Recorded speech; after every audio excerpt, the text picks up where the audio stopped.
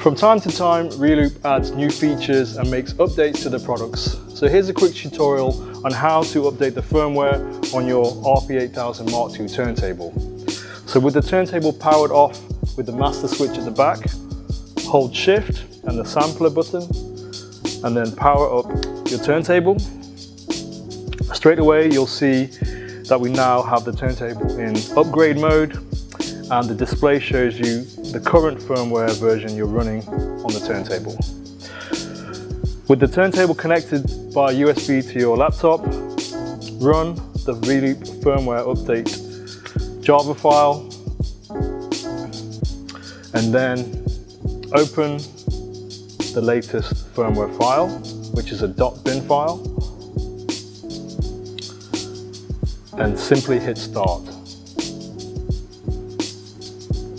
Once the firmware has successfully finished updating, the turntable display now shows you success, and basically that turntable is now ready to use the new firmware. Simply power it off, and the next time you power on, you should be now running the latest firmware.